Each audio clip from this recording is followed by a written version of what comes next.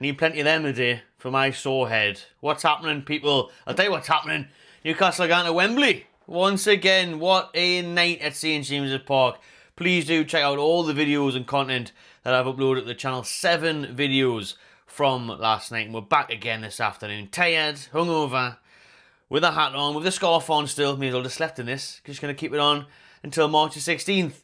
But I'm still buzzing. So we'll bring you all this information. There's a great article that's came out on the Mail and other news about what could be happening at Wembley. Details of allocation, of tickets, of parties, which we're going to run through in this video. So smash a like and subscribe if you haven't already. And I haven't actually read the article in full detail yet. So I'll read it through glance through with it with you lot, and drop your thoughts in the comments below. Let's just get stuck straight into it. I was going to talk about the game and stuff last night. No need. Plenty of videos on that. Let's get into this. So, where will Newcastle fans be gathering on Wembley weekend? Because as we know, 2 years ago, we all went absolutely berserk at Trafalgar Square. 50,000 Geordies and people from all over the world, Newcastle fans, gathered there in London to celebrate, to party, to get pissed, to have a real good time at the fountains. And that was some people's highlight of the weekend, unfortunately. And what I will say is we can't have that same attitude this weekend. Yes, we can obviously get pissed and have a good time, but this time out, next month, it's all about winning. It's not just a day out now. This was a great experience for us. First time I've ever been to Wembley. First time Newcastle got to a final in what was it, 20-odd years.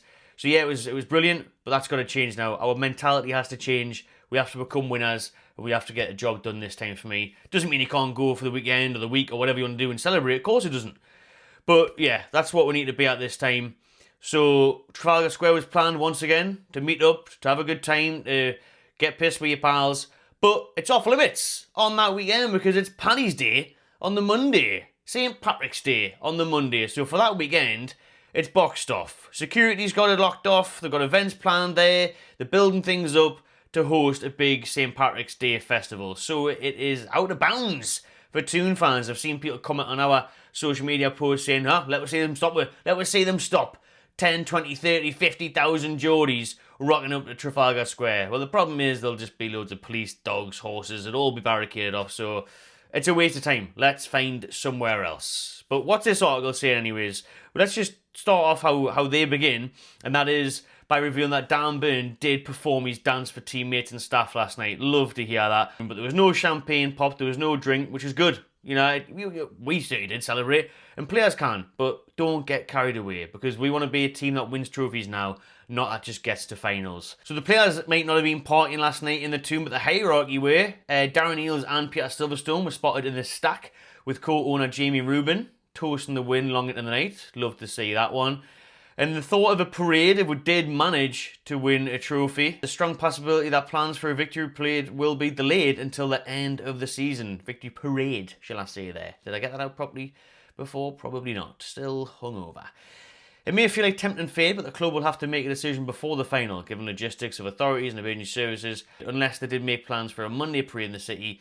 But obviously, you wouldn't really want to do that. There'd be no one at work or in school or doing anything at all but being at a parade that day in Newcastle. But let's worry about bloody planned parades and everything once we actually win the thing, please, yeah? I don't care if we have to wait until a couple months later at the end of the season to celebrate. That's fine. I'll happily wait. I've waited bloody 32 years. I'm sound waiting another 2 months to actually see the trophy in person. So we'll wait and see on that one. Loads of logistics to work out there. Let's get to the point then. The main point was obviously what we've discussed briefly before, and that is Trafalgar Square being off limits for the Toon to party. So as we've discussed, that landmark location in central London is closed on Saturday, March 15th, to allow the setup of the St. Patrick's Day celebrations on Sunday, March 16th, obviously the day of the final. It means that fans need to organise a mass meet-up in a different area. Nearby Covent Garden and the streets around it have been suggested as one likely alternative. But there's also one that makes perfect sense, isn't there? St James's Park. Not a stadium, the actual park down there in London, which is just down the road from Trafalgar Square. Huge open green space with plenty of room, as well as a nice view of Buckingham Palace. It's a shame though, because nothing comes close to the vast space of Trafalgar Square and its iconic setting. The square will be open for 6 hours on the day of the game, with live music and parades from 12 till 6, but no one's going to be there then. We'll discuss where people could be on the game itself, match day itself, in just a minute. So they're suggesting St James's Park or Covent Garden. We've seen loads of other suggestions like Hyde Park, Leicester Square, the Emirates Stadium. That'd be a laugh, wouldn't it? Or just gather around Emirates Stadium. Yeah, not enough room, actually, to be honest. But also fans can't celebrate getting there. So we'll just take the crown off them. Stay humble. Stay humble signs all over the place. That'd be hilarious. But also, don't give them that. You know what I mean? Don't give it. We'll just, honestly, something like Hyde Park, one of the parks, St James's Park, was said, would be fine. But there's plenty of alternatives. Loads of big open spaces in the capital, really, isn't there? Well, probably very congested spaces with tourists and stuff and all the people that live there, but there is plenty of choices. So any of the ones I've just listed there, any of the parks and whatnot, there'll surely be some options for the tune. If anyone's got any ideas, drop them below in the comments where you think we should all meet up on that weekend of Wembley, the final. And I'm sure, you know, the supporters club and other groups will be mentioning places in due course. One good news from last night, as well as, of course, getting through, is that Sven Botman's injury isn't serious. Big sigh of relief there. His knee injury is okay, and he should be fine for Manchester City next weekend, the 15th of February, where we'll travel to the Etihad. This weekend, St Andrews, Birmingham. I'll be there, so check out the channel. Make sure you're tuned in for that. Really can tell I'm hungover now, can't you? Check out the channel for the videos coming up in Birmingham, as we're making a little weekend of it. So stay tuned for that one. And he's unlikely to play in that one. Of course he is. I mean, you shouldn't be anyways, really, should you? Risking someone like Sven Botman when he came back was superb last night, but let's not risk him against League One Birmingham. Hopefully we can bring players in that can do a job there, even though obviously we are light on bodies a little bit, still waiting for the sales and whatnot, and sending Murphy out on loan, selling Kelly, so yeah, we'll wait and see on that one. Okay, how's the attendance and allocation looking then for the final? One thing's for certain is that we will find out tonight the opponents who we will be playing in that final on the March 16th. Liverpool v Spurs tonight at Anfield. Spurs going there with a 1-0 advantage. Everyone thinks Liverpool's going to turn it around. They probably will. But I'm genuinely not bothered who wins tonight. Obviously, you'd rather play Spurs because we've got a good record against Spurs. Liverpool have got the better players. But then the pressure will be on us to win that final against Spurs. We will be the favourites. Which would be better. Listen, the better scenario is Tottenham, I get it. But I genuinely just look at ourselves now. I just feel like if we turn up like we did last night, like we've shown we can do in big games. I know they're at St James's Park, but, you know, Wembley, we've been there recently. Huge experience learned from that failure 2 years ago in the final against Man United.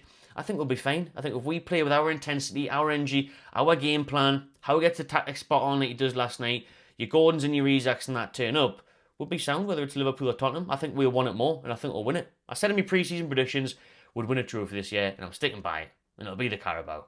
Liverpool will be difficult. Listen, they've got bloody Salah, Van Dijk, everything, slots flying there.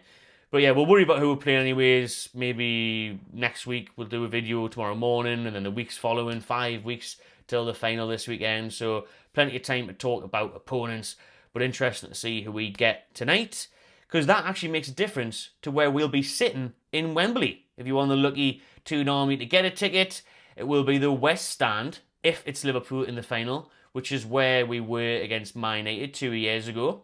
So if it's Liverpool, we'll be in the West Stand. Exact same spot as 2 years ago against Manchester United. Just thought I'd repeat that there, in case you missed it the first time.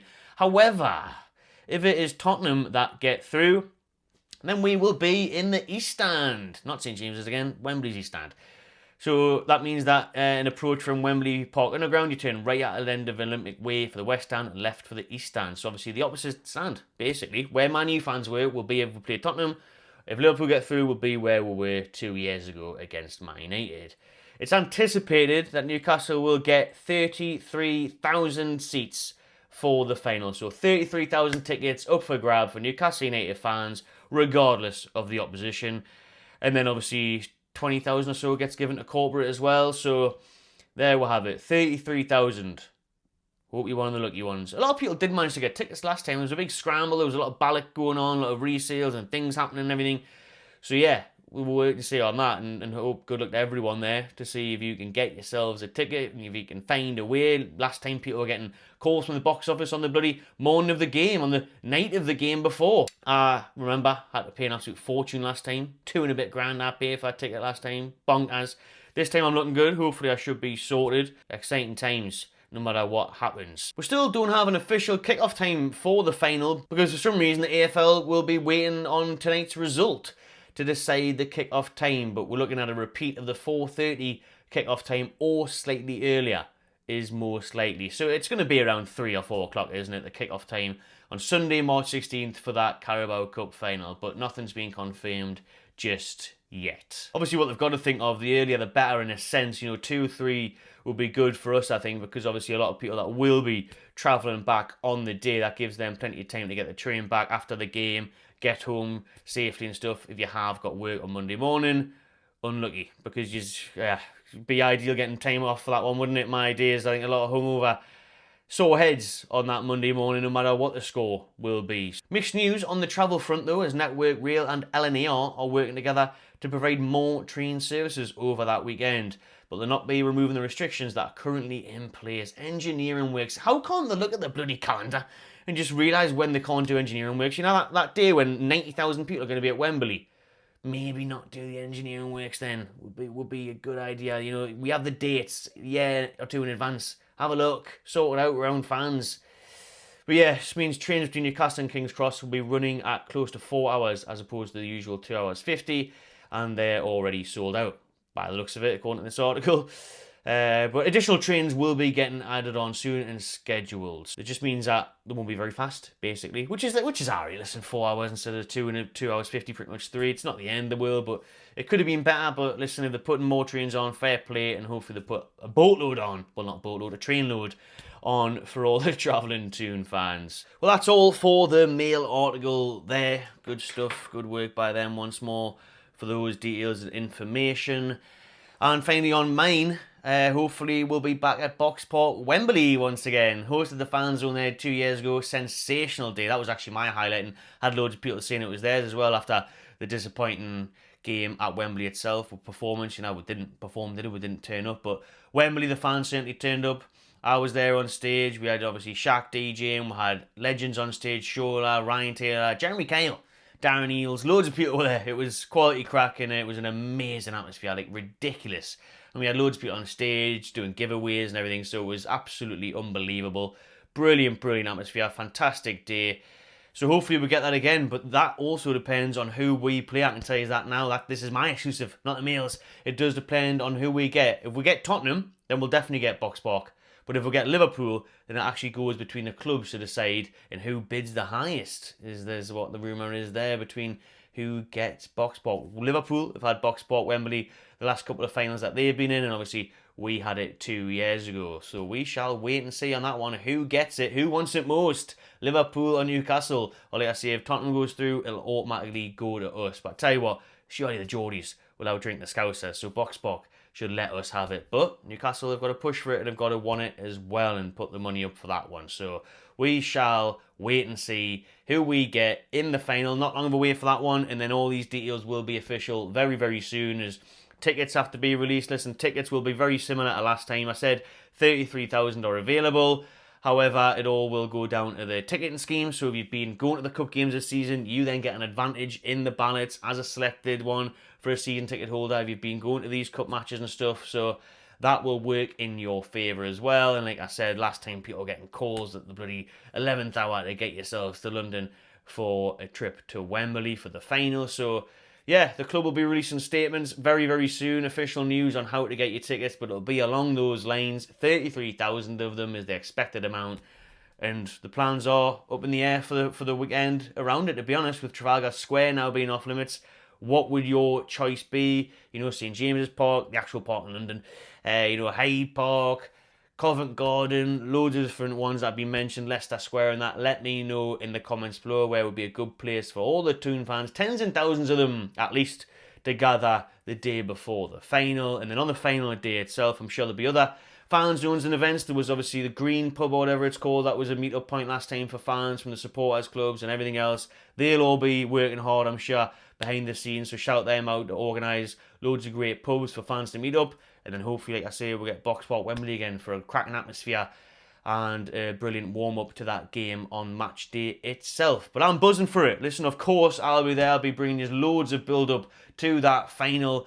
I'll try and go down a few days early, to be honest, down to Wembley, do loads of content. I'll have loads of other stuff coming up. I've already got things coming up next week with different brands and companies and everything, talking about Newcastle United and the season we're having and the final. So hopefully more of those opportunities and extra work coming my way in the next few weeks by the looks of it. So it's going to be a busy time, but a pleasurable, excitable time. My God, I'm so buzzing for it. I don't want to get nervous already. I've been nervous enough the last couple of days. But only 5 and a bit weeks to go until we're going back to Wembley. We're not coming home for tea, but we're hopefully coming home with a trophy. Thanks for watching, everyone. Subscribe to the channel, drop a like on this one, and enjoy yourself.